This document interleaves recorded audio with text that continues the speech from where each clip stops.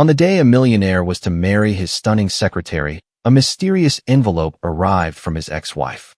What it contained wasn't a plea or a threat. It was a quiet revelation that dismantled his empire from the inside. He thought he replaced her. He never imagined she held the keys to everything.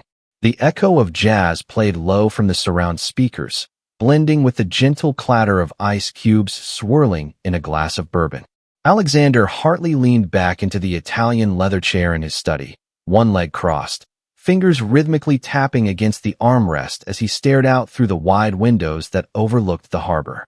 The water outside glistened under the fading orange light of late afternoon, yachts gently rocking in place, a perfect backdrop to the image he had crafted over the years. Wealth, certainty, elegance, control. He wasn't thinking about business tonight. The merger had gone through. The deal with the European investors was signed and sealed, and every financial outlet had his name on their front page. His empire was not just thriving, it was dominating. But Alexander wasn't celebrating numbers this evening. He was preparing for something far more personal, something that felt less like an ending and more like a rebranding. The door creaked slightly as someone stepped in. Olivia Reynolds, his executive assistant, or, as many within his inner circle already suspected, something more than that, entered the study with the subtle grace of a woman who knew her way around power. Her blazer was off, her silk blouse slightly undone, but nothing about her demeanor was casual. Everything Olivia did was intentional, from the way she carried herself to the careful pauses in her speech that made people lean in closer. "Mr. Hartley," she said smoothly, placing a file on the table. "The courier just dropped these off. Final documents from the divorce attorney. Your signature's the only thing missing now." He took the folder, eyes briefly scanning the heading before flipping it open. "About time," he muttered, picking up his pen. Olivia didn't respond. She stood by the edge of the desk, watching him, not his hand or the paper, but his face. He didn't flinch. He didn't hesitate. Not a single flicker of emotion interrupted the steady strokes of ink sealing the fate of a 17-year marriage. "That's it," he said, closing the folder. "Officially done." Olivia gave a slight nod, and for a moment, neither spoke. Then, in a voice more personal than professional, she asked, "How do you feel?" Alexander turned toward her and offered a half-smile, lifting his glass. "Lighter." The room fell silent again, except for the hum of the jazz in the background. Alexander looked around, taking in the polished decor, the curated art pieces on the walls, the shelves lined with first-edition books he never read, but displayed for the sake of aesthetics. Everything had been designed to look effortless, and everything was his vision, his taste, his rules. Except it hadn't always been. For years, that vision had been shared. Eleanor Hartley, now just a name in a document, had once walked through these halls with plans in her head and dreams in her eyes. She had chosen the furniture, selected the artwork, insisted on building the rooftop garden that he now claimed as his personal retreat. She was never loud about her contributions. She didn't need to be. Her presence was felt in the quiet details, the warmth in the spaces, the subtle harmony in the design. But over time, harmony had given way to silence, and silence to indifference. Alexander stood and moved toward the window.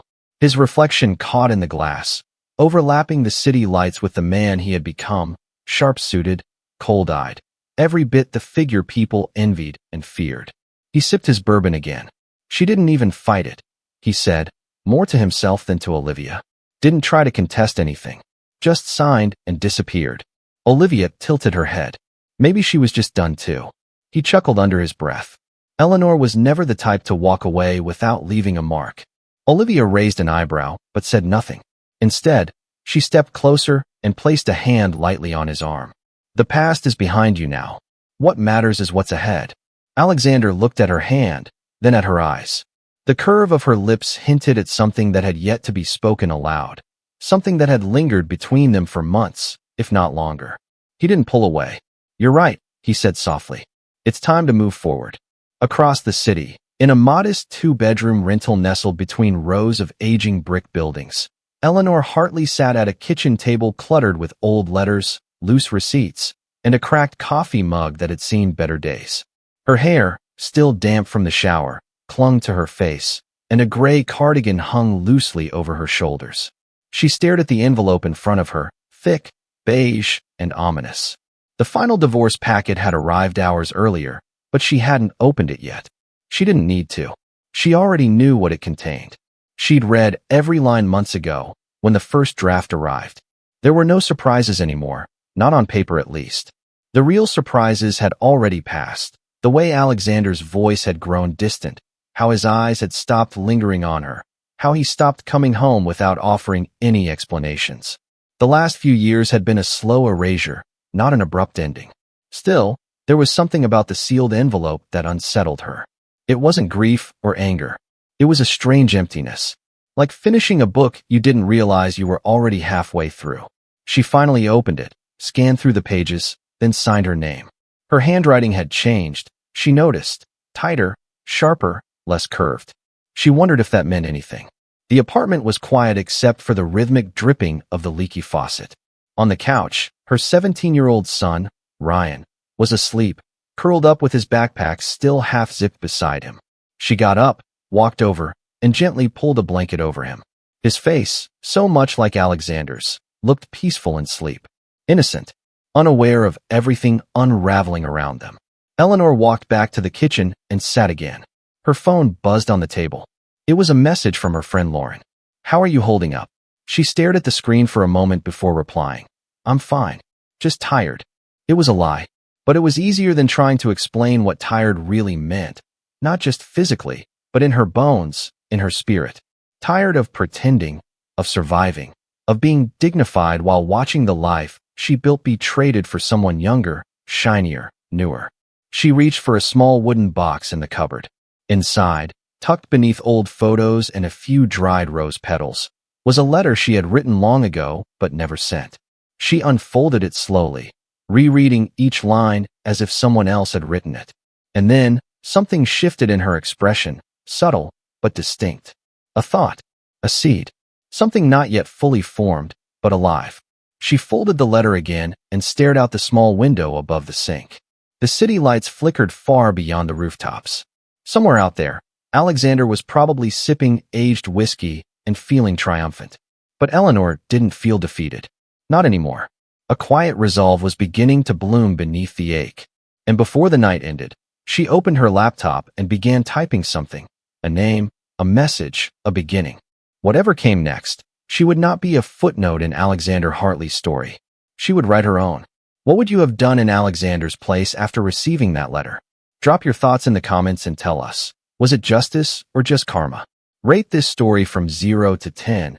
Hit the like button, and don't forget to subscribe for more stories that will keep you hooked until the last second. The days that followed the official divorce moved slowly, like molasses dripping through time. Eleanor Hartley found herself waking up before dawn, not from habit or necessity, but from the sheer weight of her thoughts. Her mind wouldn't rest, even when her body pleaded for sleep. The apartment was always cold in the morning, the old radiator groaning in protest as it struggled to warm the rooms. She often sat at the edge of her bed wrapped in a thick robe, staring at the wall in silence before finally rising. She didn't know what she was waiting for, a sign, a feeling, a new beginning. But all she had was quiet and an endless stretch of uncertainty. The kitchen still smelled faintly of coffee from the night before. She reheated a cup in the microwave, though it tasted bitter and stale, as if even the flavor had given up. She stood by the narrow window, holding the chipped mug in her hands, and looked out over the city. The streets were waking up, delivery trucks groaning, early commuters rushing, neon signs flickering to life. Everything moved forward. But Eleanor stood still, caught in the space between what had been and whatever came next. On the surface, she was composed. Neighbors in the building greeted her with polite smiles. The woman at the corner grocery asked about her son. Her sister called daily, offering sympathy wrapped in cheerful advice. "You just need a fresh start," she'd say, as if fresh starts were as simple as flipping a switch.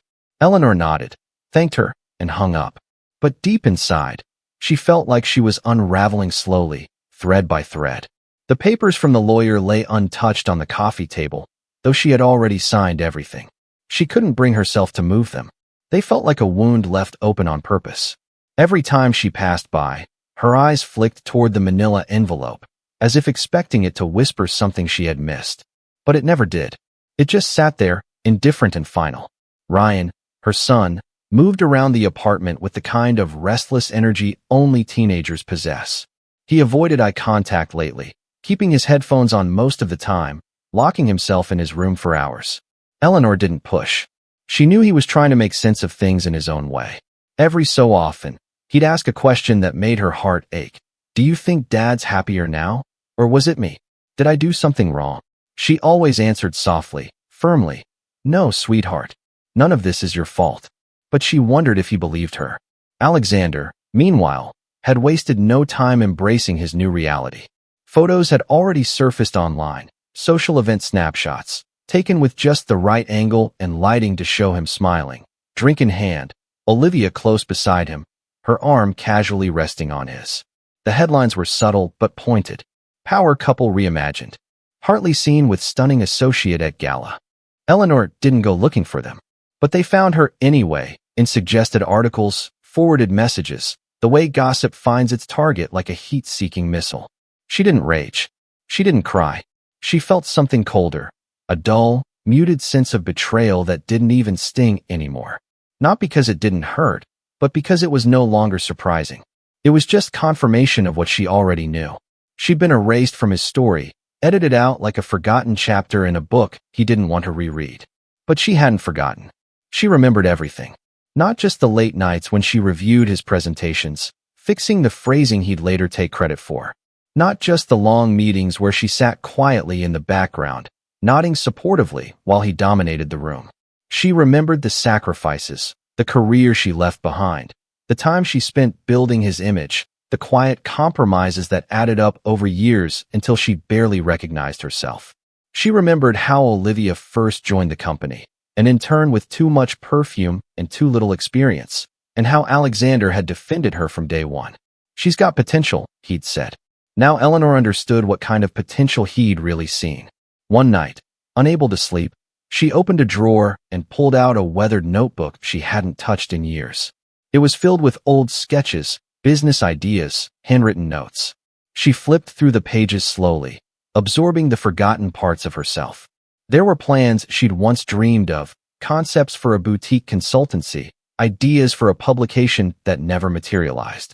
She stared at the pages like they belonged to someone else, someone she used to be, someone she had buried under years of compromise. The notebook trembled slightly in her hands, and she realized for the first time in weeks that her heart was racing, not from sadness, but from something she couldn't name yet. A spark, a question. What if I still could?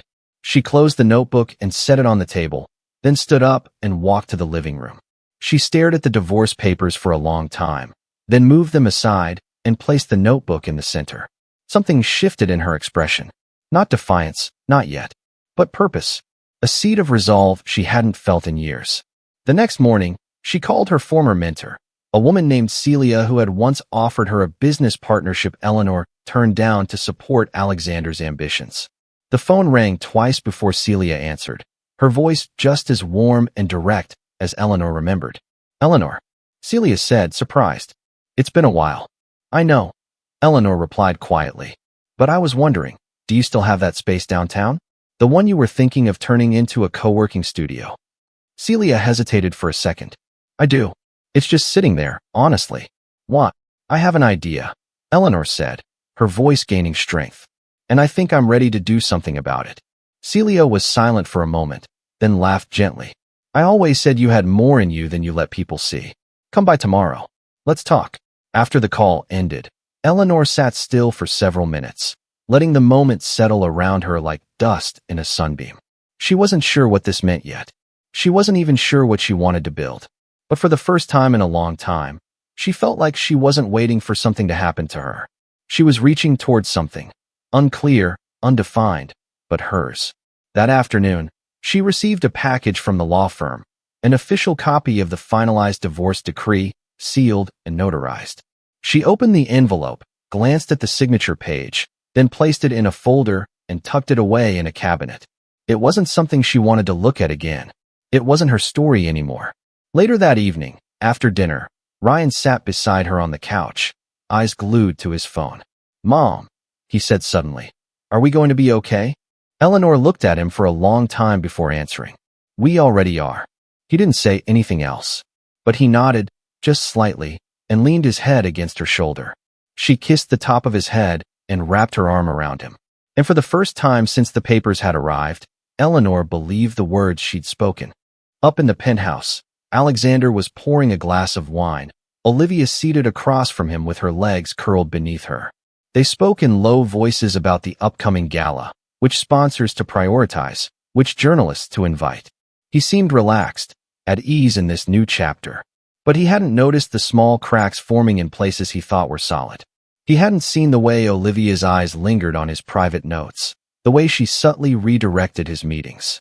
He didn't know yet that some of the people he called loyal had been quietly distancing themselves, unsure of this new dynamic, wary of the abrupt shift in his personal life. He was too busy enjoying the illusion of progress to see the foundation shifting beneath his feet. And somewhere, tucked beneath Eleanor's pillow, was a letter she had written the night she left the penthouse. Not a letter to him, but a letter about him. About the truths no one else knew. About the secrets buried beneath the empire he thought was invincible. She hadn't decided yet whether she'd ever send it. But she knew she wouldn't need to.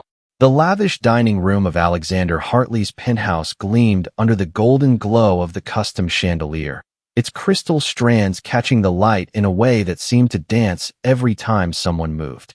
The long marble table, once reserved for family dinners, now played host to sleek business brunches, exclusive tastings, and curated social gatherings. It no longer echoed with laughter from Ryan's childhood jokes or Eleanor's warm, melodic voice discussing art exhibitions or weekend getaways. Those sounds had faded into the past, and in their place was a different kind of music, corporate conversations, flirtatious toasts, and the carefully calculated laughter of guests whose loyalty came with a price tag. At the center of this reinvention stood Olivia Reynolds, no longer simply the assistant at Alexander's side, but now the woman whose presence defined his new life. She had adapted quickly to the space. Within weeks of Eleanor's departure, Olivia had quietly replaced the neutral-toned cushions with rich velvet ones, removed family photos and replaced them with contemporary abstract paintings, and altered the aroma of the penthouse with expensive candles that filled the air with notes of oud and black figure. Alexander hadn't objected. In fact, he encouraged her changes.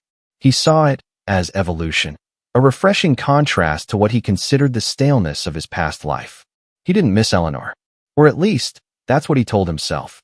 She had been a chapter, a necessary part of his ascent, but not someone meant to stay in the spotlight. She was supportive, certainly, but predictable. And predictability, in Alexander's eyes, was synonymous with irrelevance. Olivia, on the other hand, challenged him in a way that felt invigorating. She had an edge, an assertiveness wrapped in softness that made her feel exciting yet controlled. She didn't just exist in his world, she made herself essential in it. And Alexander was a man who respected necessity. Still, the shift wasn't entirely seamless. There were subtleties he hadn't accounted for. Some of his old business partners were more hesitant than he anticipated. One investor, during a private meeting, had leaned in and said, "You know, Eleanor had a way of making people feel grounded. You've lost that." Alexander had smiled politely, changed the subject, but the words lingered longer than he admitted. Another client had canceled a deal abruptly with no explanation. Alexander chalked it up to market volatility. But in truth, there was a shift happening, subtle and unspoken. Eleanor had always served as his social compass, refined, gracious, intuitive. Olivia, though competent, carried a different energy, more assertive, less diplomatic. Meanwhile, Eleanor was navigating her own transition, though with far less glamour. The downtown studio space Celia offered was dusty and unkempt, remnants of its last tenant still scattered in corners, faded posters, a broken chair, a half-used coffee machine that emitted strange sounds when plugged in. But it had windows. Big, beautiful windows that allowed natural light to pour in and reflect across the polished concrete floor. For Eleanor, it was a canvas, raw, imperfect, but full of possibility. She visited it every afternoon after finishing her freelance administrative work for a local marketing firm, something she'd picked up temporarily to pay bills. She carried boxes of materials, paints, supplies, ideas. With each visit, the space started to take form. She painted one wall a deep green, placed a bookshelf filled with design manuals and entrepreneurship books, and brought in a vintage sofa she found at a second-hand store. She wasn't sure what the space would become yet. A consultancy? A shared workspace for creatives? A boutique gallery? All she knew was that it would be hers, created not as a reaction to Alexander's world, but as a reflection of her own identity, long buried under the weight of being someone else's anchor. Ryan often joined her after school, sometimes just to do homework, sometimes to help clean or paint. He didn't say much, but his presence gave her comfort. They were rebuilding something, silently, together. There was a moment one evening, as they were arranging books on the shelf, when he asked, "Why are you doing all this, Mom?" She paused, her hands lingering on a hardcover, then answered, "Because I need to remember what I'm capable of." He didn't ask anything further. He simply nodded and continued helping. Back in the penthouse, Olivia had started stepping into roles Eleanor once held. She answered Alexander's calls and meetings, coordinated travel, negotiated vendor contracts, and began making decisions without consulting him first. At first, he admired her initiative. But eventually, he began to notice the cracks. She snapped at staff. She dismissed concerns from his executive team. One of his senior managers quit unexpectedly, citing a toxic dynamic in the office. Alexander brushed it off as weak leadership. He had always believed in pushing people to their limits.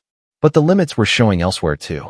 Olivia had requested he move some investment accounts under her name, claiming it would make managing business logistics easier. He complied without much thought. He trusted her. Or rather, he trusted the idea of her, the image he had built of their seamless partnership. Trust had become a formality, not a feeling. He had done the same with Eleanor for years, and it had never failed him. He didn't see the irony. Or maybe he chose not to. What he did notice, however, was the distance between them starting to grow even as they spent more time together. Their conversations became more about logistics than connection. Olivia no longer laughed at his jokes like she used to. He caught her texting late at night, silencing her phone when he entered the room. When he questioned her about it, she waved him off. "Clients," she said. "Just work." But Alexander, despite his arrogance, wasn't entirely blind. He started asking himself things he had never needed to ask before. Not because he doubted her, but because he feared being outmaneuvered. One morning, as he prepared for a board presentation, he reached for a folder on his desk and noticed one of the pages had been altered. The numbers didn't match his version. He called Olivia in. She didn't flinch. "I revised them last night," she said. "Your figures were outdated." He stared at her, uncertain whether to feel impressed or offended. "I wasn't aware you made those decisions now," he said calmly. She smiled, leaning against the desk. "I thought we were building this together. Or am I mistaken?" Alexander said nothing. She left the room moments later, but her words hung in the air. Across town, Eleanor sat at her desk in the studio, staring at a blueprint she had just sketched, an idea for a workshop series focused on professional reinvention for women over 40. It wasn't fully formed yet, just lines on paper. But it felt right. It felt like something she would have wanted years ago, when she first began feeling invisible. She reached for her phone and called Celia. "I want to host a launch event," she said. "Something small, just to test the idea." Celia didn't hesitate. "I'll help you coordinate. You've got something here." As Eleanor hung up, she felt a rush of adrenaline. Not fear this time. Momentum. Her hands trembled slightly, not from anxiety, but from anticipation. This wasn't about proving herself to Alexander or replacing what she lost. It was about reclaiming the parts of her she had given away so freely. That night, as Alexander scrolled through his calendar, he noticed a gap in his next week's schedule, a free evening where nothing was booked. Olivia, passing behind him, glanced at the screen and said, "We should do something then. Maybe a dinner party? Show everyone the new us." Alexander hesitated. "The new us," he repeated. She smiled, brushing her hand against his shoulder. "That's what this is, isn't it?" He nodded slowly, though something about the phrase didn't sit right. He poured another drink and walked toward the window, staring out into the dark city. Somewhere out there, Eleanor was rebuilding her life from scratch, in a world without luxury, without comfort, without power. And for a reason he couldn't explain, that thought unsettled him more than anything Olivia had said that night. The early spring air carried with it a faint promise of renewal, but for Alexander Hartley, everything still felt exactly the same. Each morning began with the scent of his cologne, the meticulous shine of his cufflinks, and the quiet hum of an espresso machine echoing through the penthouse. He would check the financial reports on his tablet while Olivia, always perfectly dressed and poised, breezed in and out of the kitchen, offering reminders about meetings and appointments. On the surface, their lives seemed like a polished portrait of modern success. Two ambitious minds aligned, sophisticated and unstoppable. But under that glossy frame, small fractures had begun to form, and neither of them noticed how deep they were spreading. In public, they were radiant. Together, they graced the covers of financial magazines, hosted black-tie galas, and charmed their way through networking events.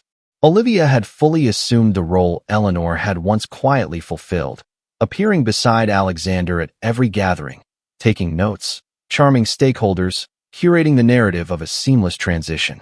But unlike Eleanor, Olivia wasn't content with standing beside power. She wanted to hold it, mold it, bend it toward her own purpose. Alexander admired her for that, at first.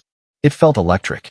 But that electricity had started to burn at the edges of their partnership, and he didn't yet know whether the heat would forge something stronger or consume everything they'd built. Behind closed doors, Olivia had become more assertive, pushing for more control over operations, questioning his decisions in tones just soft enough to sound supportive but sharp enough to leave a mark. She began meeting with clients without informing him, adjusting timelines, making unilateral decisions about branding strategies, all under the guise of efficiency. Alexander would confront her gently at first, saying things like, "You could have just run that by me," or "Next time, let's review things together first." Olivia would smile, kiss his cheek, and say, "I'm just trying to help, Alex. You've got too much on your plate." At first, he believed it. But slowly, doubts crept in, subtle and persistent. Meanwhile, on the other side of town, Eleanor was quietly preparing her own battlefield. The studio space had transformed remarkably in just a few weeks. Where once there had been bare concrete and scattered debris, now stood warm lighting fixtures, hand-picked artwork, clean tables with thoughtful floral arrangements, and an open floor plan ready for workshops and collaboration. The place didn't scream luxury, but it spoke of intent, an elegant, grounded space designed not to impress, but to empower. Eleanor hadn't intended to rush into anything, but the momentum had taken on a life of its own. Word had spread faster than she anticipated. Celia had introduced her to a few contacts, local entrepreneurs, writers, speakers, and before she knew it, Eleanor was hosting strategy sessions for women re-entering the workforce, offering consultations to small business owners, and mentoring young professionals.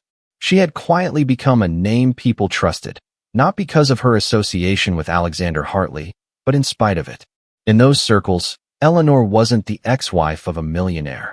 She was a mentor, a guide, someone who understood the quiet battles women faced and how to outmaneuver them without ever raising a sword. But Eleanor wasn't building for revenge. She was building to remember who she was. Still, she wasn't naive. She knew Alexander was watching. He hadn't contacted her directly, but there were signs. Mutual acquaintances suddenly asking pointed questions, business partners of his showing up at her events pretending not to know her history. She handled it all with grace, never flinching, never giving anything away. It wasn't a war she wanted. But if one came, she was ready now. One afternoon, while reviewing her calendar at the studio, she received an unexpected call from Jonathan Marks, a respected investor who had once been a key player in one of Alexander's major acquisitions. They had met briefly years ago, at a fundraiser, and she barely remembered the conversation. Yet here he was, asking if she'd be open to a meeting. He said he'd heard of her recent work, that her vision intrigued him. She hesitated for a moment before agreeing to meet the next day. When she arrived at the quiet, upscale restaurant, she was surprised to find Jonathan already seated, reviewing a document. He stood when he saw her, offering a warm, respectful handshake. "Eleanor," he said with a smile, "thank you for coming on short notice. I've been hearing your name a lot lately." "That's unexpected," she replied with a calm smile. "But I'll take it as a compliment." Jonathan chuckled. "It should be. What you're doing, it's smart, grounded, and frankly, it's more aligned with where the market is heading than most of the inflated nonsense I see in boardrooms." She tilted her head. I didn't realize you were keeping tabs on grassroots initiatives. I wasn't, he admitted, until yours started making ripples. Your events aren't just local chatter. People are talking. And not just about the work you're doing, but about you. Eleanor stayed quiet, not entirely sure where this conversation was going. I know you were never just the woman behind Alexander Hartley, he continued. But the world didn't always see that. Now they do. And that matters. What exactly are you suggesting? She asked. Jonathan leaned in slightly. I'm suggesting we consider a partnership. I have a few portfolios I've been waiting to transition into community-based development and education-forward enterprise. Your model fits better than anything else I've reviewed in months. Eleanor sat back, measuring his words carefully. It wasn't just a compliment. It was a doorway, one she hadn't even considered before. Let me think about it, she said after a pause. Of course, Jonathan replied, but the look in his eyes told her he knew she wouldn't say no. Not forever. That evening, she returned home with 1,000 thoughts swirling in her head. She sat at the kitchen table, opened her notebook, and began outlining ideas. Her hand moved quickly, the words flowing with clarity. She wasn't just playing defense anymore. She was drawing her own plans. Back in the penthouse, Alexander was pacing his office. A quiet tension had hung over the apartment all week. The financial report he received that morning showed a slow, inexplicable drop in projected revenue from several of his key accounts. He'd spent hours trying to trace it. Clients weren't returning calls as promptly. Partners were stalling on deliverables. Nothing catastrophic yet, but enough to raise alarm. He suspected sabotage, or maybe poor execution. He couldn't decide which thought bothered him more. Olivia entered the room, phone in hand, lips pursed. You're not listening to me anymore, she said bluntly. He turned sharply. What are you talking about? You're paranoid. You've second-guessed every move I've made this week. You don't trust me. I'm seeing cracks in deals we should have secured months ago. Maybe the cracks were already there. Maybe you just didn't see them because you were too busy blaming everyone else. Her tone was sharp now, unapologetic. He stepped closer. Are you saying this is my fault? I'm saying, she replied, eyes locked on his, that maybe not everything falling apart is about me. He stared at her, unsure what to say. Olivia walked out before he could respond. That night, as Alexander stood by the window nursing a drink, he caught his reflection again. But this time, it looked different. Not like a titan. Not like a man in control.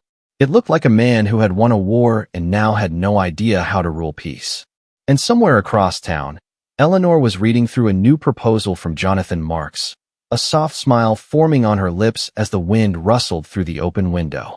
She closed her notebook, leaned back in her chair, and realized something she hadn't felt in years. She wasn't rebuilding anymore. She was rising.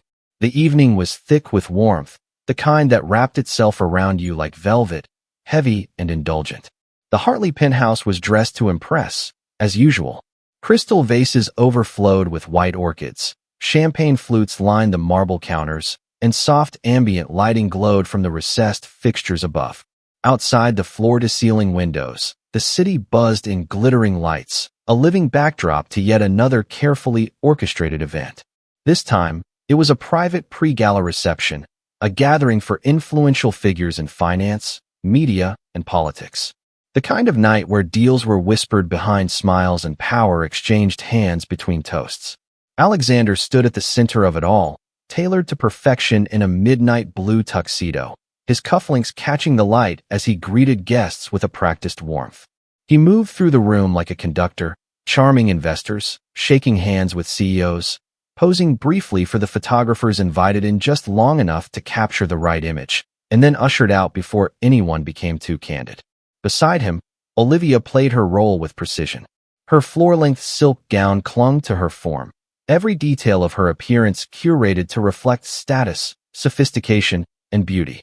Her laughter punctuated the conversations in just the right places, her eyes glinting with a familiarity that made people lean in, trust her, tell her things they wouldn't normally say. She knew exactly how to stand just a few inches behind Alexander, close enough to signify importance, distant enough to appear respectful. She was flawless, but something lingered beneath the polish of the evening, a subtle dissonance, invisible to most but tangible to anyone watching closely. There was a tension in Alexander's jaw when no one was looking, a stiffness in Olivia's smile when he corrected her in front of others. Their connection, once electric and impulsive, had cooled into a partnership that was beginning to resemble a negotiation more than a relationship. They exchanged glances across the room, not in longing, but in silent calculations.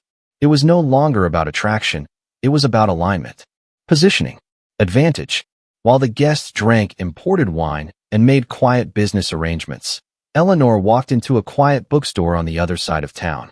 It was one of those places tucked between a dry cleaner and a florist, with wooden floors that creaked and the scent of old paper hanging in the air. She had promised herself she'd stop by after dinner with Ryan, a rare moment when he seemed genuinely excited to share something from his literature class. They wandered through the aisles together, Ryan pointing out books he needed, Eleanor running her fingers along the spines of titles she hadn't thought about in years. There was something grounding about the place, something real. As she reached for a book on a high shelf, her phone buzzed in her bag. A message from Celia. We have a confirmed date for the launch. Next Friday. Everything's moving quickly. You ready? Eleanor stared at the message for a long moment before typing her reply. Yes, let's do it. That one word, ready, carried weight now. Not long ago, she would have hesitated, second-guessed herself, worried about logistics, worried about failure. But something had shifted. She wasn't asking for permission anymore. She was moving, building, claiming space. And for the first time in a long time, she wasn't afraid of how much she wanted it. Back at the penthouse, a guest whispered something in Olivia's ear that made her freeze for just a fraction of a second. Alexander noticed the shift in her expression, subtle but unmistakable. When the guest moved on, he stepped closer. What was that about? He asked quietly. Olivia's lips tightened. Nothing important. Olivia, he said, his voice low. Don't treat me like an investor you're trying to pacify. What did he say? She hesitated before answering. He mentioned Eleanor. Said she's hosting a launch event next week. Apparently, it's gaining a lot of attention in certain circles. Alexander blinked. What kind of event? I don't know. Some kind of business initiative. A consultancy or mentorship program. He didn't have details. Just said her name's being talked about again. Alexander laughed under his breath, but it wasn't amusement, it was disbelief. She's throwing networking parties now. She's building something, Alex. People are paying attention. His face darkened. People pay attention to anything new for 5 minutes. That doesn't mean it's meaningful. Maybe, Olivia said, then turned to refill her glass. But the conversation stuck with him.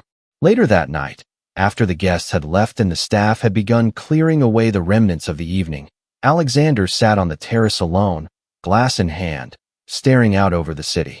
The music inside had stopped, but his thoughts kept playing on loop. He hadn't thought about Eleanor's ambitions in years. He assumed she had none.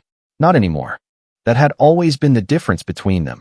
He moved forward, she maintained. He pushed boundaries, she kept things steady. Or so he thought. He picked up his phone and did something he hadn't done in a long time. He searched her name. Articles popped up immediately. Features on local platforms, interviews with industry publications, blog posts from attendees praising her workshops. A video clip from one of her talks at a small business conference appeared at the top of the results. He clicked play. There she was, standing in front of a small audience, poised and articulate, speaking about resilience and reinvention, about finding value in experience and navigating life transitions with dignity and clarity. She wasn't bitter or emotional. She wasn't referencing him or their past. She wasn't selling anything flashy or promising overnight success. She was simply speaking with truth. And people were listening. He watched the entire video in silence. When it ended, he leaned back in his chair and stared at the dark sky. He didn't know what unsettled him more, the fact that she had found her voice, or the realization that he had never truly heard it while they were married. The next morning, Olivia noticed the shift in him. He was distant, preoccupied. When she mentioned their upcoming gala appearance, he waved her off. You handle it, he said without looking up from his tablet. She studied him for a moment, then walked away without another word. Meanwhile, across town, Eleanor stood in the center of her studio space, watching her team arrange chairs and equipment for the event. Banners were going up, food vendors were setting up outside, and volunteers were distributing welcome packets. The room buzzed with energy, and for the first time in a long while, Eleanor didn't feel like an outsider looking in. She felt like she belonged in the middle of it all. Not as a guest, not as someone's plus one, not as a passive observer, but as a creator, a leader, a woman with her own name, her own vision, her own narrative. She walked over to a corner where Ryan was helping a technician set up a projector. He turned to her with a rare smile. "This looks amazing, Mom." "Thanks," she said, placing a hand on his shoulder. "It's just the beginning." Outside, guests began to arrive, some familiar, some new, all curious. As Eleanor stood near the entrance greeting people, she noticed one attendee lingering near the door, clearly hesitant to enter. A woman in her early 30s, clutching a notebook, looking unsure. Eleanor walked over with a warm smile. "First time?" she asked gently. The woman nodded. "I almost didn't come. I didn't think I'd fit in." "You already do," Eleanor replied. "Come on in." And just like that, another story began. The sound of Olivia's heels echoed across the marble floors of the Hartley penthouse, rhythmic and sharp, cutting through the soft silence of the early evening. She moved through the space with purpose, her phone pressed to her ear, issuing clipped instructions to a catering coordinator regarding an upcoming dinner she was hosting for a new client. Alexander, meanwhile, sat on the living room couch, his attention fixed on the news ticker running along the bottom of the television screen. His mind was elsewhere, detached, processing conversations that hadn't yet happened and thoughts he didn't quite know how to articulate. He had been quieter lately, less present. He responded to emails without his usual urgency, skimmed financial reports instead of dissecting them line by line, and passed off more meetings to his junior partners. Olivia had noticed. She hadn't said anything at first. She preferred to observe before confronting, but now the shift in his behavior was starting to concern her. He wasn't distracted in the usual sense. He wasn't preoccupied with business strategy or new investments. It was something deeper, something that unsettled her, though she couldn't name it. "You're not sleeping," she said plainly that night as she entered the bedroom and found him staring at the ceiling, the light from his tablet casting a soft glow on his face. He glanced at her. "I'm just thinking." "You've been just thinking for 2 weeks." He didn't answer immediately. He set the tablet aside and sat up, running a hand through his hair. "I've been reading about Eleanor." Olivia stiffened. "Why?" "Because I want to understand what she's doing. How it's gaining traction. How it's reaching people I didn't even think she could influence." Olivia sat at the edge of the bed, her expression unreadable. "Maybe it's nothing. A few flattering articles, some well-timed praise. It happens. People love a comeback story. But this doesn't feel temporary," Alexander said, his voice lower now. "It feels deliberate." Olivia didn't reply. She stood, walked over to her vanity, and began removing her earrings one by one. "Are you regretting something, Alex?" He met her gaze in the mirror. "No, I'm observing." But Olivia had known him long enough to recognize that tone. It was the same one he used when he started to question the value of a business partnership, when he began reassessing risk. It was the sound of calculations being reworked beneath the surface. And it irritated her. She had worked too hard, moved too strategically, to have him suddenly distracted by the echo of a life he had discarded. The next day, Alexander attended a luncheon hosted by the Chamber of Commerce, an annual event he had never missed. The room was filled with familiar faces, executives, donors, journalists, socialites. But for the first time in years, he didn't feel like the center of gravity in the room. Conversations moved past him, laughter erupted from tables he wasn't seated at, and the keynote speaker, someone he once mentored, barely acknowledged him during the speech. It wasn't overt. It wasn't disrespectful. It was just different. Subtle shifts in posture. Tones of polite detachment. The kind of social maneuvering that indicated a change in alliances. And then he heard it. Her name. "Did you hear about Eleanor Hartley's latest partnership? She's doing something incredible with community enterprise funding. It's more sustainable than anything Hartley's pushed in years." He wasn't meant to hear it, but he did. And it stayed with him. Later that evening, back at the penthouse, Olivia found him in his study, surrounded by open folders, reports, and a bottle of whiskey half-finished beside him. He didn't acknowledge her presence right away. He was too absorbed in a document he had pulled from one of his storage archives, an old strategic outline that Eleanor had once drafted in the early years of his company's expansion. He had mocked it at the time, calling it too idealistic, too focused on long-term impact instead of short-term gain. But now, reading through her notes again, he saw things differently. There was structure in her vision, depth in her analysis. Ideas he had discarded as impractical now seemed prophetic. "She was ahead of me in some ways," he said quietly when he noticed Olivia standing there. She raised an eyebrow. "Excuse me, Eleanor." She was thinking about things I never paid attention to. Olivia crossed her arms, irritation simmering beneath the surface. "And what exactly are you trying to say?" "I'm not saying anything," he replied, his voice calm but distant. "I'm realizing things." Olivia turned and walked away without another word, retreating to the bedroom, where she closed the door with more force than necessary. Meanwhile, in her studio, Eleanor was finalizing plans for a new series of mentorship programs. The launch event had gone better than she expected. Several attendees had approached her afterward with requests for collaborations. 2 local investors wanted to fund her next phase. One woman, a young founder struggling with investor intimidation, had written Eleanor a letter that made her cry, not out of sadness, but recognition. In the young woman's story, she saw pieces of her younger self. The version of her that had once stood beside Alexander, full of ideas but told to stay in her lane. She spent hours every night reviewing plans, refining concepts, creating frameworks. Ryan often sat on the couch nearby, earbuds in, typing away at his assignments. They didn't talk much during those late hours, but they didn't need to. Their silent companionship was enough. It was a new rhythm, a new kind of family. Quieter, but fuller in ways she hadn't anticipated. One evening, as she was sorting through old boxes for reference materials, she found something she hadn't seen in years, a photograph of her and Alexander at one of their first business retreats. He had his arm around her shoulder, and they were both laughing, their expressions unguarded and hopeful. She stared at it for a long time, not with longing, but with a strange sense of detachment. That moment, that version of them, didn't exist anymore, and it didn't need to. She placed the photo back in the box, then paused and pulled out a different envelope, a letter she had written during the final days of their marriage but never sent. It wasn't a love letter. It was a document, a record, a detailed summary of specific financial decisions made during their marriage. Decisions she had questioned at the time, decisions he had dismissed. But now, rereading the figures and her annotations, she realized something she hadn't before. Certain assets, real estate holdings, dormant accounts, licensing rights, had been moved without formal documentation. Some of those decisions, if traced properly, could open a door she hadn't considered before. She took a deep breath, closed the envelope, and set it aside. Not as a threat, not as ammunition, but as a possibility.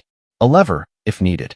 Back at the penthouse, Olivia found herself increasingly unsettled. She noticed Alexander's growing silence, his withdrawal. She saw the way he now analyzed everything twice, how he started revisiting projects she thought had been buried. He was unraveling in his own way, not in dramatic explosions, but in subtle recalibrations. And worse, he had begun locking his office door when she wasn't around. One afternoon, while he was out, she wandered into his office and began leafing through his desk. Nothing unusual at first, just reports, files, correspondence. But then she found a folder labeled Hartley Provisional Holdings. Inside were documents she had never seen before, shell company transfers, offshore accounts, hidden equity shares. It wasn't illegal, but it wasn't clean either. And she wondered how much Eleanor knew, how much she had signed unknowingly, how much she had documented. The pieces were moving, but Olivia couldn't tell yet who was playing the better game, and neither could Alexander. It was early morning when the first shipment of gold-trimmed invitations was delivered to the penthouse. Olivia stood in the foyer, watching the staff carry in box after box of custom-stamped envelopes tied with silk ribbons. The smell of fresh paper and glue lingered in the air as she opened one of the boxes, pulling out a single invitation and running her fingers along the embossed lettering. Everything had been handcrafted in Paris, just as she wanted. Alexander had approved the design weeks earlier, more out of convenience than enthusiasm, and now the official countdown had begun. Their wedding would take place in exactly 32 days. In public, the announcement had already circulated. Social columns called it the most anticipated union of the year, a merging of power and beauty, wealth and ambition. Olivia's face had appeared on the covers of bridal editorials, hailed as the new muse of modern luxury. Alexander, while more reserved in his participation, had agreed to one high-profile interview about the engagement, describing his future bride as brilliant, elegant, and everything I never knew I needed. The line had been scripted by his publicist, but Olivia had smiled proudly when she heard it. It had played well. Behind the scenes, however, the wedding planning was less romantic and more mechanical. Olivia's mood had grown sharper. She barked at assistants who missed details, dismissed vendors who didn't meet her standards, and revised the seating chart a dozen times before breakfast. Her stress leaked into every room she entered. She started micromanaging the florists, demanding that the arrangements felt more timeless, whatever that meant, and sent the cake designer back to the drawing board 3 times because the design felt too traditional. She needed everything to be perfect, not for Alexander, not even for herself, but for the image she was crafting. This wedding was her coronation, and she would not let anyone forget it. Alexander, meanwhile, had become more withdrawn. He allowed Olivia to handle the details, nodding in meetings, approving invoices without reading them, showing up when required. But his mind was elsewhere. His thoughts wandered too easily to Eleanor, what she was doing, what she was building, how her name kept reappearing in circles he once dominated without challenge. At first, he had dismissed it as noise. Then it became an echo. Now it felt like a presence, something tangible, even though she hadn't stepped near his world in months. Or so he thought. What he didn't know was that Eleanor had already been invited. The moment the wedding announcement hit the press, a subtle ripple moved through the social fabric Eleanor now navigated with quiet dignity. Her new partners, clients, and collaborators all saw it. Some brought it up gently, others with thinly veiled curiosity. But Eleanor said nothing. She simply smiled and moved on with her day. Her studio continued to thrive. The mentorship program expanded. A podcast producer reached out about featuring her. A publishing agent expressed interest in a book. She moved forward, not out of spite, but from a place of reclaimed purpose. Yet somewhere in the back of her mind, something twisted at the thought of Olivia in a white gown standing beside Alexander. Not because she wanted him back, she didn't, but because it reminded her of the way she had once been presented, polished and posed, as an accessory to his empire. And she wondered if Olivia knew what it truly meant to be that woman. It was Celia who suggested it. Send him something, she said over coffee one afternoon. Not out of bitterness. Out of strategy. You're playing chess now, Eleanor. Stop pretending you're not. Eleanor had laughed at first. What would I even send him? Celia had leaned in, eyes glinting with mischief. Send him a memory. Eleanor thought about it for days. She didn't want drama. She didn't want to provoke. But a memory, yes. That was something else. That was a message only Alexander would understand. Something private, layered, wrapped in subtlety. Not a threat. A reminder. Of who she was. Of what she knew.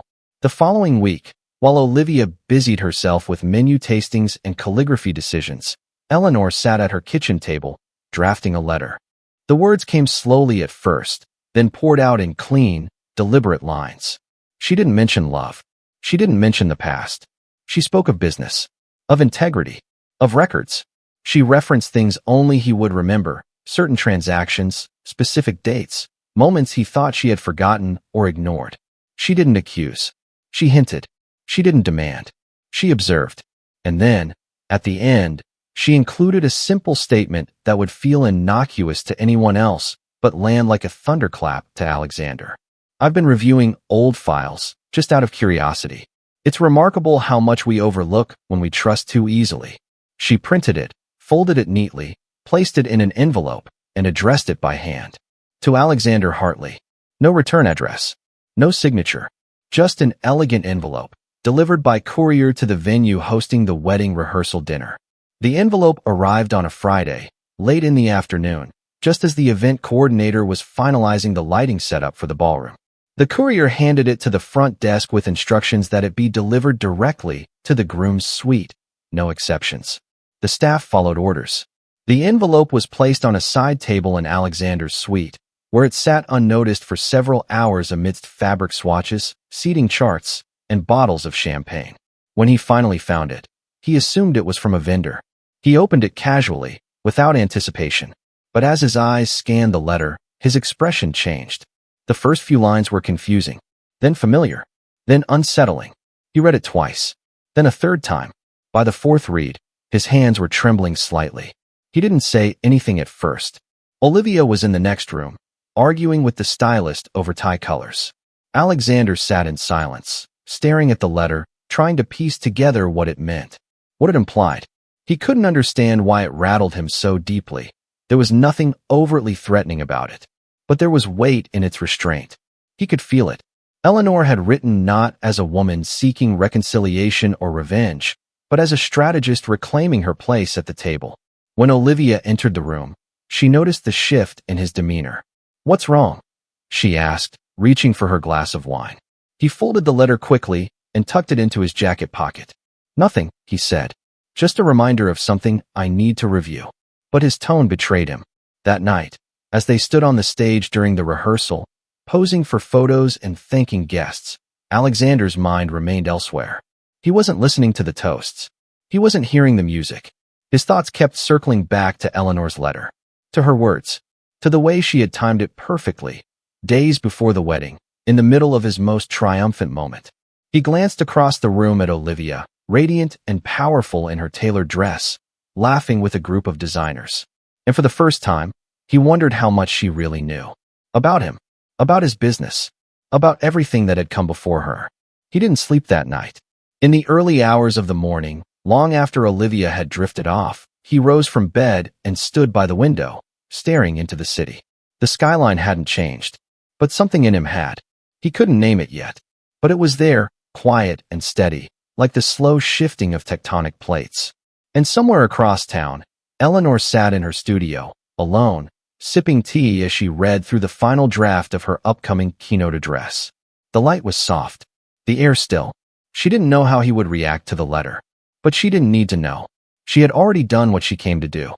The wedding day approached with the precision of a ticking clock, its rhythm etched into every task, every delivery, every whispered instruction between stylists and planners. The venue had been transformed into a vision of grandeur, with cascading white roses adorning the archways and satin runners stretching across polished floors.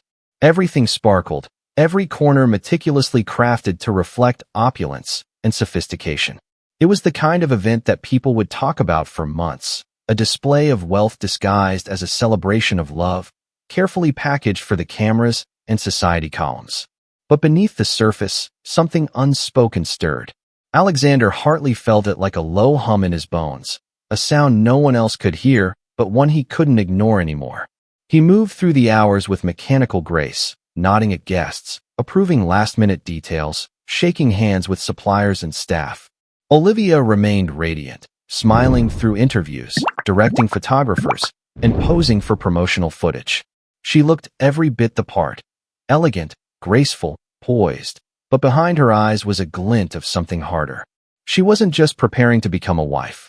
She was preparing to solidify her status, to claim the final piece of a kingdom she had worked tirelessly to infiltrate. She saw this ceremony not as a beginning, but as a culmination. The moment when everything she had worked for finally became hers. But Alexander's thoughts were no longer focused on the ceremony. The letter from Eleanor had burrowed deep into his psyche, and the more he tried to dismiss it, the louder its implications became. He had reread it more times than he would admit, each time uncovering new subtext, subtle threats veiled in neutrality. There were lines referencing specific financial structures from years ago, things he thought only he had known, decisions made in backrooms, documents signed in haste, assets rerouted through shell companies to protect investments. At the time, he believed Eleanor had merely signed what he told her to sign. Now he wasn't so sure. That uncertainty gnawed at him. He began to retrace steps he hadn't thought about in years. In the days leading up to the wedding, while Olivia was preoccupied with fittings and rehearsals, he spent hours locked in his home office, pulling old records, revisiting tax filings, reviewing legal agreements that had collected dust in his archives. The more he uncovered, the more questions formed. Some assets weren't listed under his name anymore. Others had inexplicably shifted ownership years prior. Small, seemingly insignificant transactions at the time, now revealing patterns he couldn't fully explain. And then there were the dormant accounts. The ones he had forgotten entirely, tied to projects that never launched, companies that existed only on paper. Eleanor had signed off on some of them. But she had also requested copies of everything. He remembered now how she would ask for duplicates, quietly, without making a scene. How she kept her own files, organized and color-coded. At the time, he thought it was habit, maybe a way to feel involved. But what if it had been preparation? What if, even then, she had known? The realization was slow, heavy. He poured himself a drink late one night and stood by the window, watching the city stretch into the distance, glinting under the weight of its own secrets. He had always believed he was untouchable, that Eleanor was too kind, too gentle, too passive to ever challenge him. But maybe that had been the greatest mistake of all, confusing quiet with weakness. Across town, Eleanor sat at her desk, flipping through a binder of financial records, each page a silent testament to the years she had spent by Alexander's side. She hadn't looked at these documents in a long time, but now, with everything unfolding as it was, she wanted to be certain of what she knew. She wasn't planning to expose him, not publicly. That wasn't her aim. But if it came to a battle, if he ever tried to challenge her standing, to erase her from business dealings or manipulate assets she had a rightful share in, she would be ready. Not just with emotion, but with facts. Cold, clean facts. Her fingers brushed against an old photo tucked between pages, a picture of her younger self, standing beside Alexander during a groundbreaking ceremony. She looked different then. Softer, maybe. More hopeful. She held the photo for a moment, then set it aside. That woman was gone. In her place stood someone stronger, someone forged by years of compromise, silence, and now, clarity. Celia arrived shortly after, carrying a folder of her own. I went through the rest of the records, she said, dropping the file onto the table. You were right. Some of the transfers look questionable. Can we prove it? Eleanor asked. Not in court, not without more. But we can raise enough doubt to make him sweat. And in his world, doubt is poison. Eleanor nodded slowly. I don't want to destroy him. I just want to make sure he knows I'm not invisible anymore. Celia smiled. Oh, he knows. The question is, what will he do about it? Meanwhile, Olivia had begun to feel the shift in Alexander's demeanor. He was no longer interested in the final fittings, no longer eager to talk about honeymoon plans or press coverage.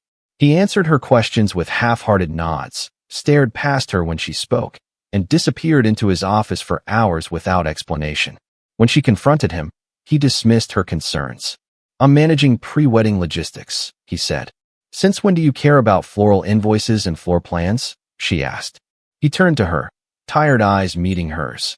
There are things you don't understand, Olivia. Then make me understand, she challenged. But he didn't.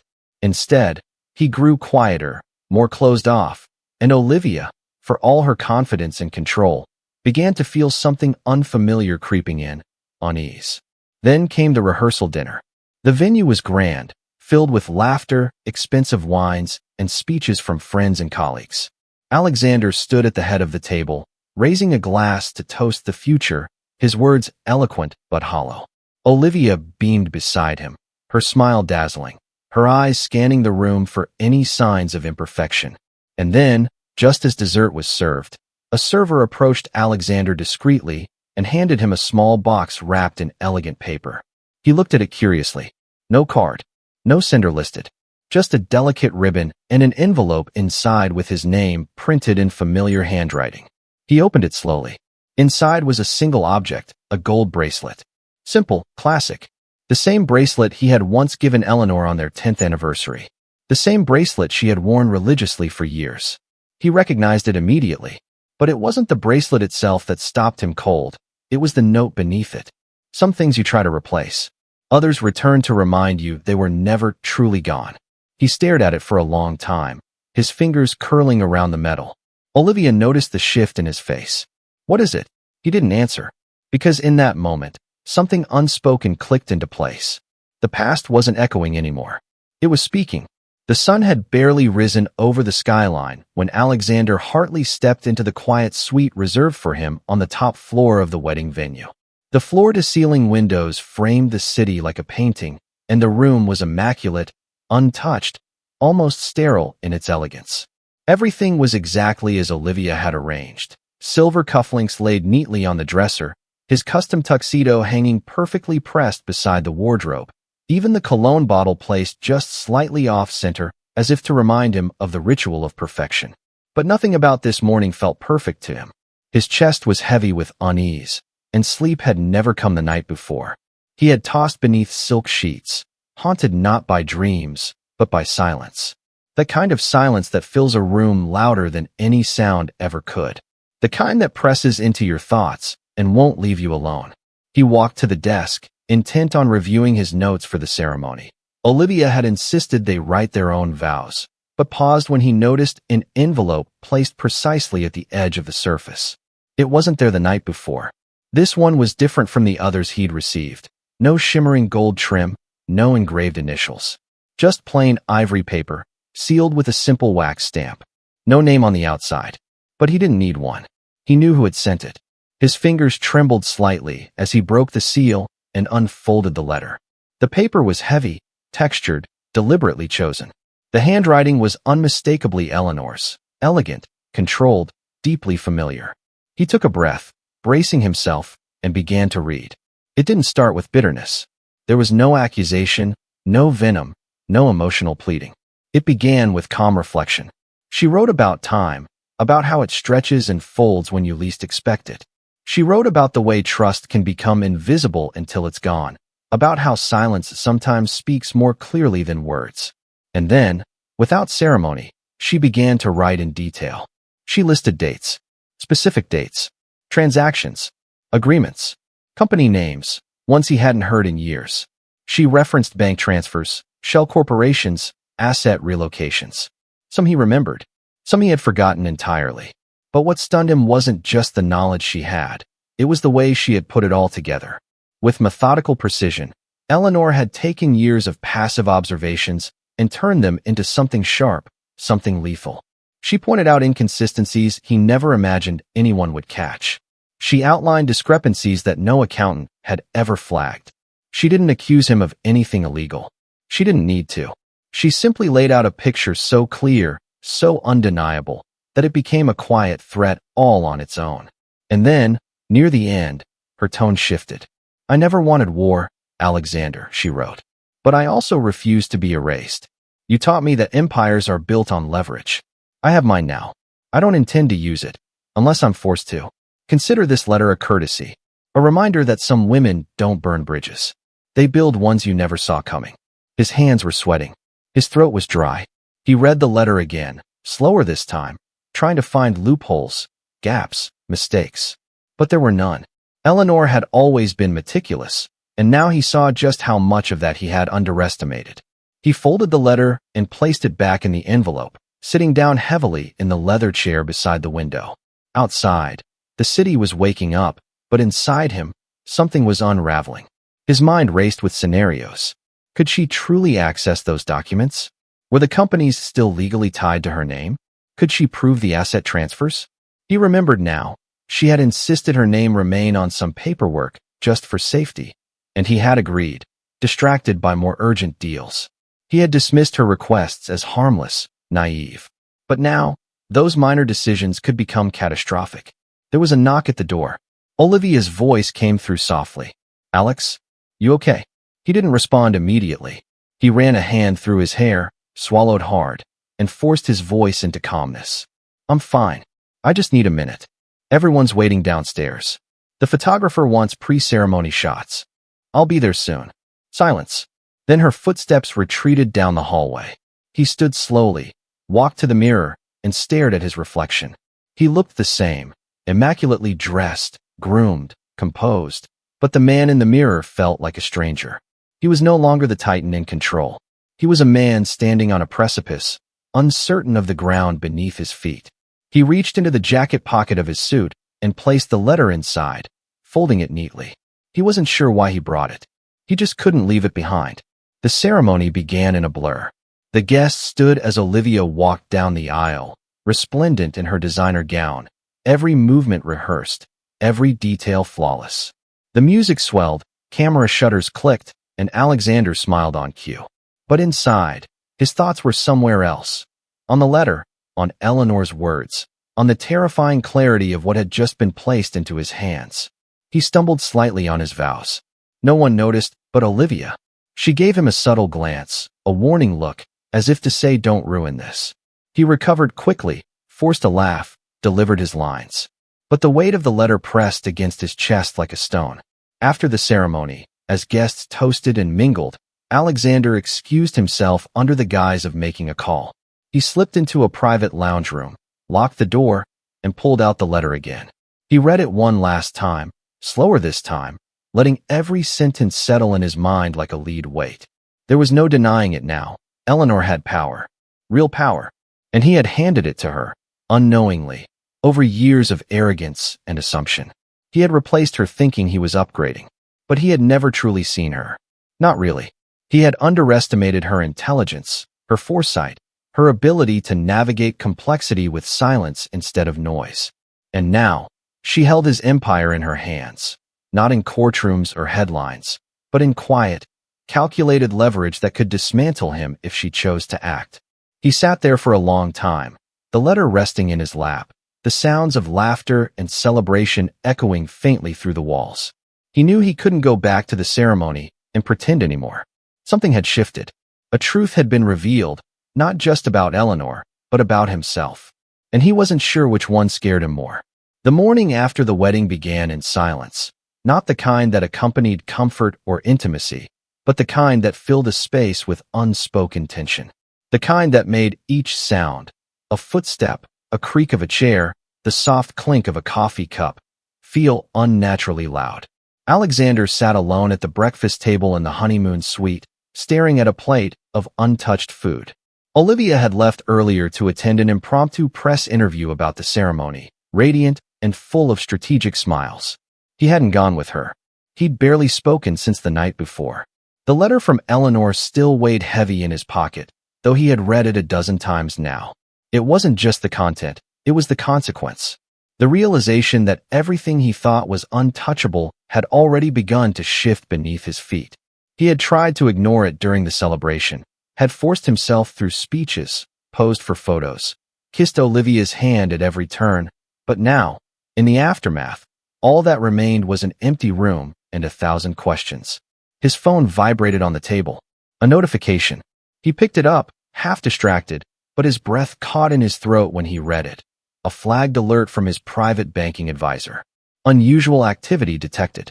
He opened the message. Several accounts were being placed under temporary audit, flagged for inconsistencies in account ownership. The audit had been initiated not by the bank itself, but by an internal oversight trigger, something buried deep in the system, programmed to respond to suspicious transfers tied to dormant corporate entities. Entities tied to his name. Entities that, years ago, had also been signed off under Eleanor's name. At first, he thought it had to be a mistake. He reached for his laptop and immediately logged into his secure platform. The screen lit up with warnings. Restricted access. Pending investigations. Then came the calls, one from his legal advisor, another from his investment manager, both alerting him of discrepancies in asset records. Licensing rights previously believed to be under his name were now in dispute. Documents dated from over a decade ago were resurfacing, revealing small but crucial details he had overlooked. Quiet clauses, signed agreements, notarized signatures, most of which bore Eleanor's initials alongside his. His head spun. The empire he had spent years building felt like it was crumbling from the inside. It wasn't a public scandal yet, but it was no longer silent, and it would grow louder. Olivia returned just as he was closing his laptop, her voice filled with light chatter about how well the press responded, how the morning segment had gone viral, how beautiful the photos were. She didn't notice his expression until she poured her coffee and looked over at him. "What's wrong?" she asked. He didn't respond right away. He just stared at her, blinking slowly, as if seeing her clearly for the first time. She asked again, sharper this time. "Alex, what happened?" He slid the laptop toward her and opened the flagged banking dashboard. She stared at the screen, then at him. "What is this?" "An audit," he said flatly, triggered by a series of old account transfers. The kind I never thought would be questioned. The kind I never thought she would remember. "Eleanor," Olivia whispered. He nodded. "I thought you said it was nothing, that she was just posturing. I was wrong." For a moment, Olivia said nothing. Then she stood, pacing the room, processing the implications. "Okay, we'll call the legal team. We'll freeze the exposure. We can contain it. It's not just about freezing anything, Alexander replied, his voice lower now. She's not coming after me publicly. She's undermining me privately. She's exposing every weak point I never reinforced. Olivia turned to him, frustration rising. How did this even happen? You've had full control over everything for years. He looked at her, finally letting the truth settle between them. I never actually had full control. I just thought I did. The words hung in the air like a confession. Olivia didn't respond right away. She poured another cup of coffee, her hands trembling slightly. For the first time since the beginning of their relationship, she wasn't sure where she stood. Everything she had built with Alexander had been built on the assumption of his invincibility. If that crumbled, what was she left with? That afternoon, Alexander made calls. He tried to salvage what he could, reaching out to silent partners, revisiting old agreements, attempting to pull strings he hadn't needed to pull in years. But each call ended with hesitation, doubt, distance. The people who once rushed to return his messages now responded with caution, concern. He was no longer the untouchable figure they had once feared. He was vulnerable now, and power respects power, not fragility. By evening, another blow landed. An anonymous tip submitted to the Financial Integrity Bureau, questioning conflict of interest clauses in one of his international ventures. The tip didn't come from Eleanor. She hadn't moved directly, but the timing was no coincidence. She had stirred the water. Others were beginning to take notice. The sharks were circling. Olivia snapped later that night.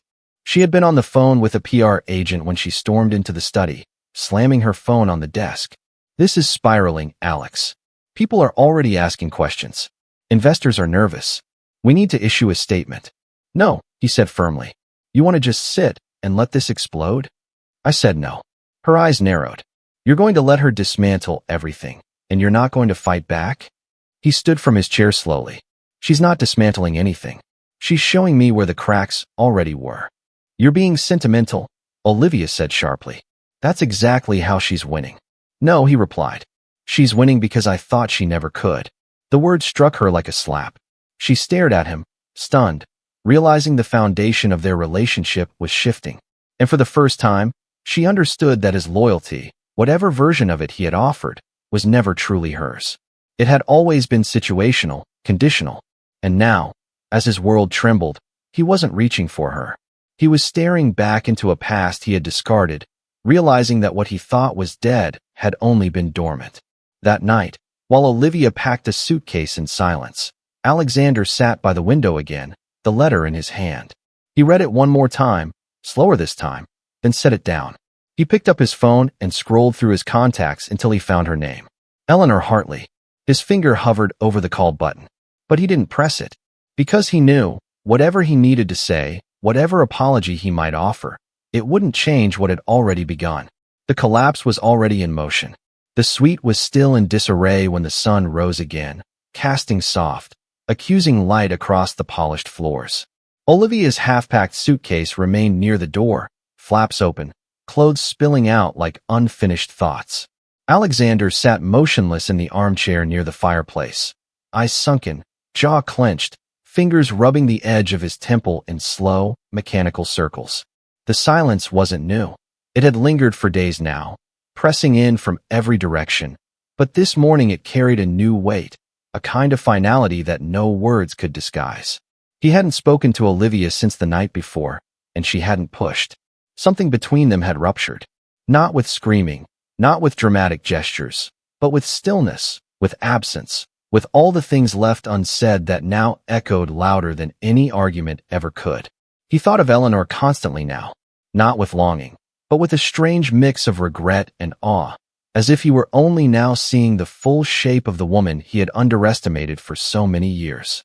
He kept returning to that thought, that his greatest miscalculation hadn't been trusting her too little, but believing her too fragile to matter.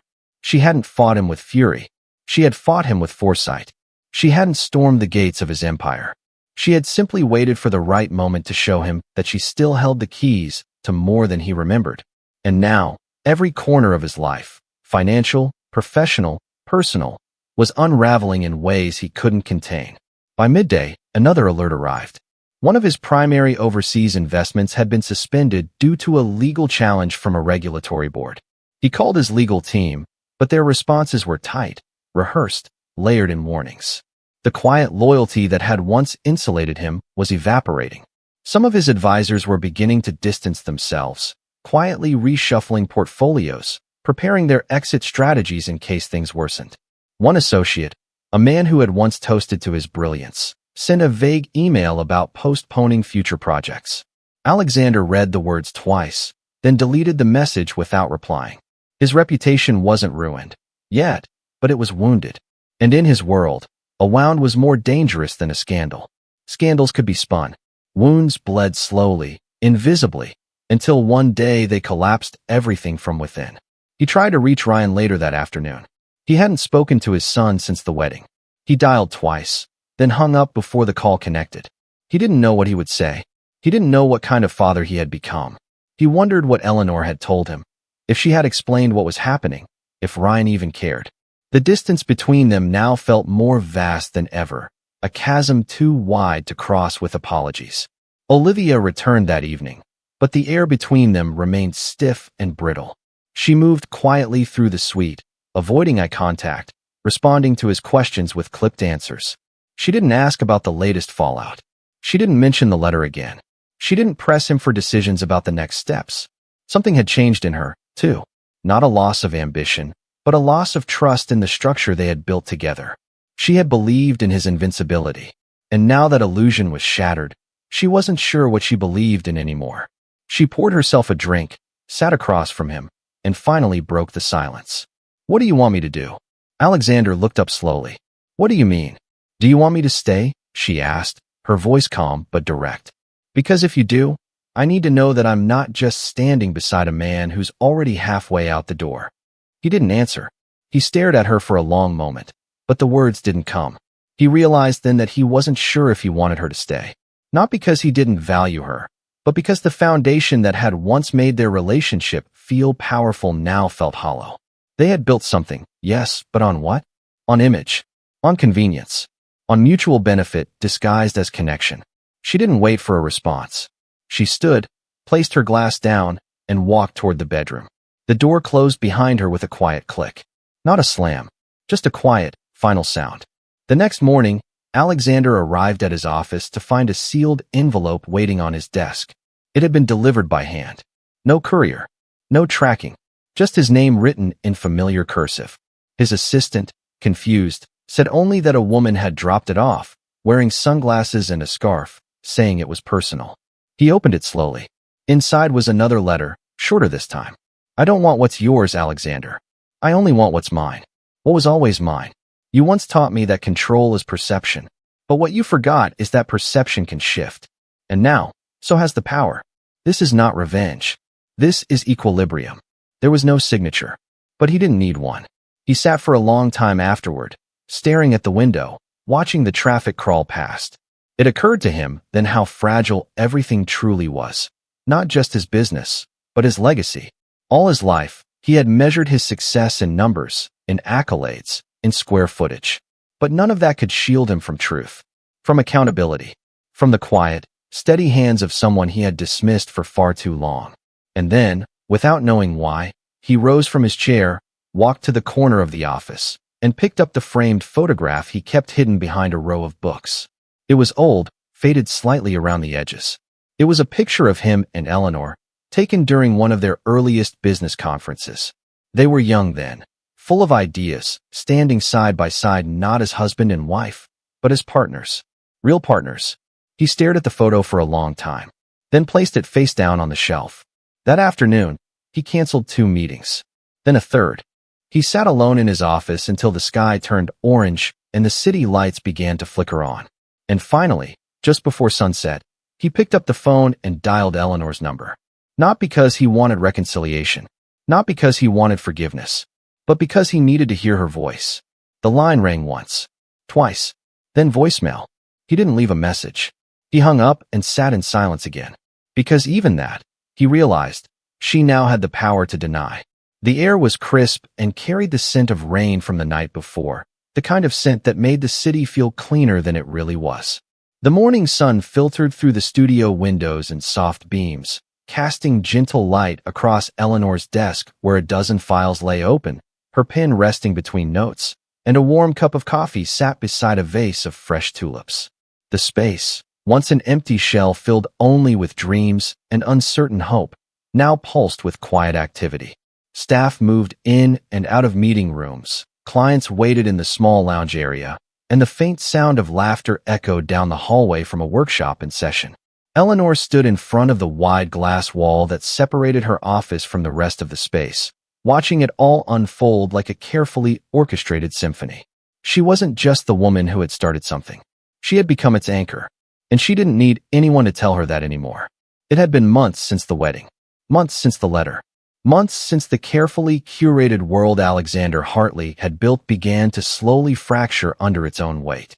News of his financial troubles had begun leaking to the press, first as whispers in industry blogs, then as speculative pieces in business columns. His empire hadn't collapsed entirely, but it no longer held the same intimidating gleam. There were lawsuits in progress now, questions about past deals. A board member had resigned quietly. A few others had distanced themselves. The shareholders were nervous.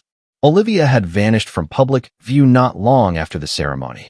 No official statement was made, but people talked.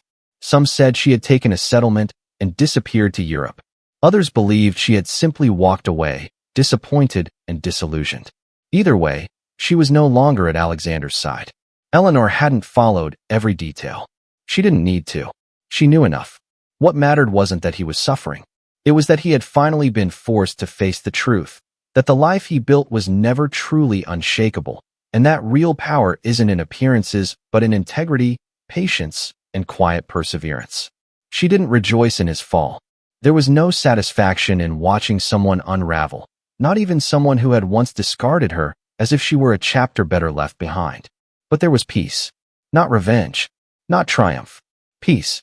She turned from the glass and walked back to her desk, where a folder sat with the final proposal for a new initiative, a partnership with a national organization aimed at mentoring women in transitional phases of life. Divorcees, widows, women returning to the workforce after raising children. The program would be funded in part by a grant Eleanor had secured after months of negotiation. The grant had been awarded not because of her name, but because of her impact. The proposal included plans for satellite locations in 3 cities, a digital platform, and a publishing deal for a book compiling the stories of the women she had helped. She reviewed the document, added her signature, and passed it to her assistant with a satisfied nod. Later that day, Ryan stopped by after his afternoon class. He was taller now, more confident in his movements, his voice deeper. He had started working part-time at the studio, helping with tech support and social media strategies. He carried a quiet maturity that made Eleanor proud in ways she didn't always have words for. He placed a takeaway coffee on her desk and slouched into the armchair across from her. "You look tired," he said with a grin. She laughed softly. "That's because I am. But you also look content." She nodded. "I am that too." He paused for a moment, then asked, "Did you ever think all of this would happen?" "Not like this," she said honestly. "But I always hoped for something close." He looked around the office. "You built something real, Mom." "I tried to," she said. "And I did it differently this time. I didn't build it around someone else. I built it around what I believe in." He gave a small nod, then stood and stretched. "I have to finish that workshop presentation. You want me to close up later?" "Please," she said, smiling. "And maybe check the projector cables again." "Always," he replied, heading toward the door. As he left, Eleanor leaned back in her chair, her eyes drifting toward the photo on her shelf, a picture taken during the first event held in the studio, when the space was still raw, and hope was still something she held cautiously. Now, it wasn't hope. It was conviction. That evening, as she walked out of the building and onto the sidewalk, the city was alive around her. Street musicians played soft tunes near the cafe across the street. People laughed over wine at sidewalk tables, and the faint aroma of roasted garlic drifted from the Italian bistro on the corner. It wasn't the life she had once imagined for herself when she married Alexander Hartley, but it was a life she had built on her own terms. It was quiet, steady, full of meaning, and she wouldn't trade it for any mansion, any diamond, any boardroom filled with hollow accolades. She walked slowly toward the corner, her steps unhurried, her posture relaxed. As she passed the newsstand, she caught sight of a headline on a business magazine, Alexander Hartley's face on the cover, this time accompanied by the words, "The Reckoning of a Titan." She paused for a moment, stared at the headline, then turned away without taking a second look. At home, she opened the door to her modest but elegant apartment, the warmth of the space greeting her like an old friend. She kicked off her shoes, poured herself a glass of wine, and stepped out onto the small balcony that overlooked the city skyline. The same skyline that once belonged to him now looked different. Not because it had changed, but because she had. She took a deep breath and raised her glass to the horizon, to beginnings that come from endings, to strength rediscovered, to the power of silence, of grace, of resilience, to a new dawn.